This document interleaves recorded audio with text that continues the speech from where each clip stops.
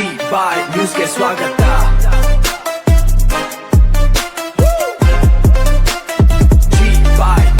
ನಮಸ್ಕಾರ. ಜಿ-ಬಾಯ್ ನ್ಯೂಸ್ ಟಿವಿಯ ವಿಶೇಷ ಸುದ್ದಿ ಪ್ರಸಾರಕ್ಕೆ ತಮಗೆಲ್ಲರಿಗೂ ಆತ್ಮೀಯ ಸ್ವಾಗತ. ಚಿಕ್ಕಬಳ್ಳಾಪುರ ಶಾಸಕ ಪ್ರದೀಪ್ ಈಶ್ವರ್ ಅವರ ನಡವಳಿಕೆ ಹಾಗೂ ಇತ್ತೀಚಿನ ಹೇಳಿಕೆಗಳ ವಿರುದ್ಧ ಈಗ ಸ್ಥಳೀಯ ಬಿಜೆಪಿ ನಾಯಕರು ತೀವ್ರ ಆಕ್ರೋಶ ವ್ಯಕ್ತಪಡಿಸಿದ್ದಾರೆ. ಹೌದು, ಬಿಜೆಪಿ ಮುಖಂಡ ಮುನಿರಾಜು ಸಿ ಅವರು ಶಾಸಕ ಪ್ರದೀಪ್ ಈಶ್ವರ್ಗೆ ಖಡಕ್ ವಾರ್ನಿಂಗ್ ನೀಡಿದ್ದಾರೆ. ಚಿಕ್ಕಬಳ್ಳಾಪುರದಿಂದ ಶಾಸಕರಾಗಿ ಆಯ್ಕೆಯಾದ ಮೇಲಷ್ಟೇ ಇಷ್ಟೊಂದು ದುರಹಂಕಾರವೇ? ನಾವು ಬಡವರ ಮಕ್ಕಳು, ಹಳ್ಳಿಯಿಂದ ಬಂದವರು ಎಂದು ಹೇಳಿಕೊಳ್ಳುವ ಇವರು ಪಕ್ಷಕ್ಕಾಗಿ ರಕ್ತ ಬೆವರು ಹರಿಸಿದ ಬಿಜೆಪಿ ಕಾರ್ಯಕರ್ತರ ಶ್ರಮವನ್ನು ಕೇವಲವಾಗಿ ಕಾಣುತ್ತಿದ್ದಾರೆ ಎಂದು ಸಿ ಮುನಿರಾಜು ತೀವ್ರವಾಗಿ ಕಿಡಿಕಾರಿದ್ದಾರೆ. ಬಿಜೆಪಿ ರಾಜ್ಯಾಧ್ಯಕ್ಷ ಬಿ.ವೈ. ವಿಜಯೇಂದ್ರ ಅವರ ಸ್ವಾಗತಕ್ಕಾಗಿ ಕಟೌಟ್ ಹಾಗೂ ಫ್ಲೆಕ್ಸ್ ಹಾಕಿದ್ದಕ್ಕೆ ನಾಮರ್ದರು ಎಂದು ನಿಂದಿಸಿರುವ ಶಾಸಕರ ನಡೆಗೆ ತೀವ್ರ ವಿರೋಧ ವ್ಯಕ್ತವಾಗಿದೆ. ಅಧಿಕಾರ ಮತ್ತು ಸರ್ಕಾರ ಎಂದಿಗೂ ಶಾಶ್ವತ ಅಲ್ಲ. ಇಂತಹ ಕೀಳುಮಟ್ಟದ ಪದ ಬಳಕೆಗಳನ್ನು ತಕ್ಷಣವೇ ನಿಲ್ಲಿಸಿ ಮಾಧ್ಯಮಗಳ ಮುಂದೆ ಬಹಿರಂಗವಾಗಿ ಕ್ಷಮೆ ಕೇಳಬೇಕು. ಇಲ್ಲವಾದರೆ ಶಾಸಕ ಪ್ರದೀಪ್ ಈಶ್ವರ್ ವಿರುದ್ಧ ಖಂಡಿತವಾಗಿಯೂ ಮಾನನಷ್ಟ ಮೊಕದ್ದಮೆ ಹೂಡುತ್ತೇವೆ ಎಂದು ಮುನಿರಾಜು ಎಚ್ಚರಿಸಿದ್ದಾರೆ. ಅಷ್ಟೇ ಅಲ್ಲದೆ, ನೀವು ಶಾಸಕರಾಗಿ ಜವಾಬ್ದಾರಿಯುತ ಸ್ಥಾನದಲ್ಲಿದ್ದೀರಿ. ಬಾಯಿಗೆ ಬಂದಂತೆ ಮಾತನಾಡದೆ ನಾಲಿಗೆಯ ಮೇಲೆ ಹದ್ದುಬಸ್ತು ಇಟ್ಟುಕೊಂಡು ಮಾತನಾಡಲು ಕಲಿಯಿರಿ ಎಂದು ನೇರವಾಗಿಯೇ ವಾರ್ನಿಂಗ್ ಕೊಟ್ಟಿದ್ದಾರೆ. ಚಿಕ್ಕಬಳ್ಳಾಪುರದಿಂದ ವಿಶೇಷ ವರದಿ. ಇದಿಷ್ಟು ಈ ಕ್ಷಣದ ಸುದ್ದಿ. ನಿರಂತರ ಸುದ್ದಿಗಳಿಗಾಗಿ ಮತ್ತು ಕ್ಷಣ ಕ್ಷಣದ ತಾಜಾ ನವೀಕರಣಗಳಿಗಾಗಿ ನೋಡ್ತಾ ಇರಿ ಜಿ-ಬಾಯ್ ನ್ಯೂಸ್ ಟಿವಿ. ನಮ್ಮ ಚಾನೆಲ್ ಅನ್ನು ಸಬ್ಸ್ಕ್ರೈಬ್ ಮಾಡಿ ಬೆಂಬಲಿಸಿ. ಧನ್ಯವಾದಗಳು. ನಮಸ್ಕಾರ. ನೋಡಿ, ಒಬ್ಬ ಶಾಸಕ ಆಗಿ ಏನು ಚಿಕ್ಕಬಳ್ಳಾಪುರದಲ್ಲಿ ಆಯ್ಕೆ ಆಗಿದ್ದಾರೆ, ಆತನಿಗೆ ದುರಂಕಾರ ಅನ್ನೋದು ಜಾಸ್ತಿ ಆಗಿದೆ. ಯಾಕೆಂದ್ರೆ ಆತನ ಬಾಯಿಗೆ ಬಂದರೆ ನಾನೆಲ್ಲ ಕೂಡ ಬಡವ್ರ ಮಕ್ಕಳನ್ನ ಬೆಳೆಸಬೇಕು, ಹಳ್ಳಿಯಿಂದ ಬಂದಿರತಕ್ಕಂಥವ್ರು, ಯಾರು ಇಲ್ಲದೆ ಇರತಕ್ಕಂಥವ್ರು, ನಾವು ಬಡವ್ರ ಮಕ್ಕಳು ಅಂತ ಬಂದಿದ್ದಾರೆ. ನಾವೆಲ್ಲ ಕೂಡ ಬಡವ್ರ ಮಕ್ಕಳಾಗೆ ಬಂದಿರೋದು. ನಾವು ನಮ್ಮ ರಾಜ್ಯಾಧ್ಯಕ್ಷರು ವಿಜಯೇಂದ್ರ ಅವರು ಬರ ಪರಿಹಾರಕ್ಕೆ ಮತ್ತು MLC ಚುನಾವಣೆಗೆ ಅಂತ ನಾವು ಅವ್ರಿಗೆ ಸ್ವಾಗತ ಕೋರಕ್ಕೆ ಬ್ಯಾನರನ್ನು ಹಾಕಿದ್ದೀವಿ. ನೀವು ನಿಮ್ಮ ಕಾರ್ಯಕ್ರಮ ಆದಾಗ ಎಷ್ಟಾಕಿರ್ತೀರ? ನಿಮ್ಗೇನು ಮಾನ ಮರ್ಯಾದೆ ಇಲ್ವಾ?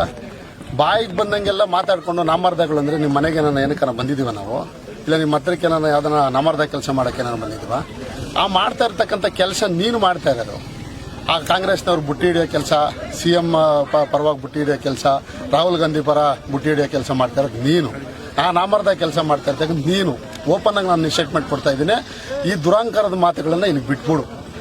ಮರ್ಯಾದೆಯಾಗಿ ನಾವು ಕೂಡ ಬಿಜೆಪಿಯಿಂದ ನಾವು ಕಷ್ಟಪಟ್ಟು ಕಾರ್ಯಕರ್ತರಾಗಿ ಬೆಳೆದು ಇಲ್ಲಿ ತಗೊಂಡು B.Pharm ತಗೊಂಡು ಇಲ್ಲಿವರೆಗೂ ಬಂದಿರೋದು.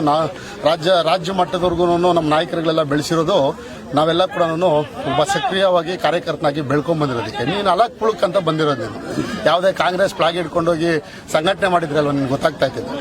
ಕಾಂಗ್ರೆಸ್ ಸಂಘಟನೆ ಮಾಡಿ ಅಲ್ಲಿ ಕಾಂಗ್ರೆಸ್ನವ್ರು ಬಂದಾಗ ಗೌರವ ಯಾವ ರೀತಿ ಕೊಡಬೇಕು ಅನ್ನೋದನ್ನ ನಿನ್ಗೆ ಗೊತ್ತಾಗಿದ್ರೆ ಇವತ್ತು ಇದ್ರ ದುರಂಕಾರಗಳು ಮಾತಾಡ್ತಾ ಇಲ್ಲ. ನಮ್ಮ ಸುಧಾಕರ್ ಅಣ್ಣವರು ಏನೋ ಒಂದು ಅಭಿವೃದ್ಧಿ ಮಾಡಿದ್ದೀನಿ, ಜನ ನನಗೆ ಆಶೀರ್ವಾದ ಮಾಡ್ತಾರೆ ಅನ್ನೋ ಇದರಲ್ಲಿ ನೀನು ಆ ಒಂದು ಗ್ಯಾರಂಟಿ ಭಾಗ್ಯಗಳು ಅದು ಇದು ಅಂತ ಹೇಳ್ಬಿಟ್ಟು ಒಂದು ಯಾವುದೋ ಒಂದು ಸೆಂಟಿಮೆಂಟಲ್ಲಿ ಹೊಡ್ಕೊಂಡ್ ಬಂದ್ಬಿಟ್ಟೆ. ನೆಕ್ಸ್ಟ್ ಮುಂದಕ್ಕೆ ಹೊಡೆಯೋದನ್ನ ನೀನು ಕಲಿಬೇಕು. ಅದು ಬಿಟ್ಬಿಟ್ಟು ಮುಂದಕ್ಕೆ ಯಾವ ರೀತಿ ಮಾಡಬೇಕು ಅನ್ನೋದಕ್ಕೆ ಮನೆ ತಾನೇ ಉಳಿಸ್ಕೊಂಡಿದ್ಯಾ.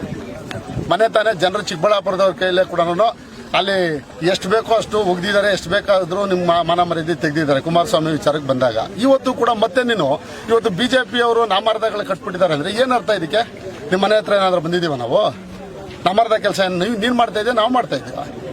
ಯಾವ ರೀತಿ ಈ ಮಾತನ್ನ ನೀನು ಇವತ್ತು ಹೇಳ್ತಾ ಇದ್ದೀನಿ, ಮಾಧ್ಯಮದ ಮುಂದೆ ನೀನು ಕ್ಷಮೆ ಕೋರಬೇಕು. ಇಲ್ಲಾಂದ್ರೆ ನಾನು ಮಾನನಷ್ಟ ಮೊಕದ್ದಮೆ 100% ಹಾಕ್ಸ್ತೀನಿ ನಾನು. ಇದಂತೂ ಗ್ಯಾರಂಟಿ.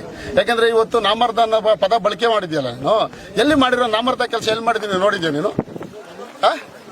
ಇದನ್ನ ನೀನು ಒಬ್ಬ ಶಾಸಕ, ನಾನು ಏಕವಚನದಲ್ಲಿ ಮಾತಾಡಬಾರ್ದು, ಅಲ್ಲಿಗೂ ಕೂಡ ಹೇಳ್ತಾ ಇದ್ದೇನೆ. ನೀನು ಒಬ್ಬ ಶಾಸಕ, ಅದನ್ನ ಪರಿಜ್ಞಾನ ಇಟ್ಕೊಂಡು ಇವತ್ತು ಚಿಕ್ಕಬಳ್ಳಾಪುರ ಜನತೆಗೆ ನೀನು ಒಂದು ಸಂದೇಶ ಕೊಡಬೇಕು. ಅದನ್ನ ಬಿಟ್ಬಿಟ್ಟು ಇವತ್ತು ಒಬ್ಬ ಶಾಸಕನಾಗಿ ಒಂದು ಜವಾಬ್ದಾರಿಯುತ ಸ್ಥಾನದಲ್ಲಿ ಇದ್ಕೊಂಡು ಕೂಡ ನೀನು ಒಬ್ಬ ಎಲ್ಲೋ ಹಳ್ಳಿಗೂಗಳು ಮಾತಾಡೋ ತರ ನೀನು ನಾಮರ್ದಗಳು, ಇನ್ನೊಬ್ರು ಇನ್ನೊಂದು ಮತ್ತೊಂದು ಬಾಯಿಗೆ ಬಂದಾಗೆಲ್ಲ ನರೇಂದ್ರ ಮೋದಿಯಿಂದ ಹಿಡಿದು ಇಲ್ಲಿ ಕೆಳಗೆ ಕಾರ್ಯಕರ್ತನವರೆಗೂ ಮಾತಾಡೋದು ಸುಮ್ಮನೆ ಬಿಡ್ತಾರೆ ಅನ್ಕೊಂಡಿದ್ದು. ಇದೇನು ಶಾಶ್ವತ ಅಲ್ಲ. ನಿಮ್ಮ ಸರ್ಕಾರ ಏನು ಶಾಶ್ವತವಾಗಿ ಕುತ್ಕೊಳ್ಳಲ್ಲ. ಜ್ಞಾಪಕ ಇಟ್ಕೋ. ಮುಂದೆ ಅನುಭವಿಸ್ತೀಯ ನೀನೆ. ಇದೇ ರೀತಿ ನೀನು ಎದುರಾಕೊಂಡು ಹೋಗ್ತಾ ಇದ್ರೆ ಭಾರತೀಯ ಜನತಾ ಪಕ್ಷದ ನಾಯಕರೇನು ಸುಮ್ಮನೆ ಕುತ್ಕೊಳ್ಳಲ್ಲ, JDS ಅವ್ರೇನು ಸುಮ್ಮನೆ ಕುತ್ಕೊಳ್ಳಲ್ಲ. ಇದನ್ನೆಲ್ಲ ಅರ್ಥ ಮಾಡಿಕೊಂಡು ನಾನು ಕೂಡ ಮೊನ್ನೆ ಹೇಳಿದ್ದೀನಿ, ನಾನು ಸಮಾಜದಲ್ಲಿ ಒಂದು ಒಳ್ಳೆಯ ಹೆಸರು ತಗೋ. ಅನೇಕ ಜನ ನನ್ನೆಲ್ಲ ಶಿಷ್ಯರು, ನನ್ನೆಲ್ಲ ಸ್ಟೂಡೆಂಟ್ಸ್ನ ಬೆಳೆಸ್ತೀನಿ, ಡಾಕ್ಟರ್ಗಳು ಮಾಡ್ತೀನಿ, ಇಂಜಿನಿಯರ್ಗಳು ಮಾಡ್ತೀನಿ ಅಂತ ಹೇಳ್ತೀಯಲ್ಲ, ಇದೇನಾ ಬಳಕೆ ಮಾಡಿಸೋದು ನೀನು? ಎಲ್ಲರ ಕೈಲಿ ಇದು ಮಾತಾಡಿಸ್ತೀಯಾ? ಇದೆಲ್ಲ ಕೂಡ ಅರ್ಥ ಮಾಡಿಕೊಂಡು ಮುಂದಿನ ದಿನಗಳಲ್ಲಿ ಸಾಕ್ಷಿಗೆ ನೀನು ಹೇಳ್ಕೊ. ನಾವು ಕೂಡ ಅಲ್ಲಿ ಬಡವ್ರ ಮಕ್ಕಳೇ ಬಂದು ಕಟ್ಟಿರೋದು. ನಾವು ನೀನು ಒಬ್ಬನೆಲ್ಲ ಬಡವ್ರ ಮಕ್ಕಳು.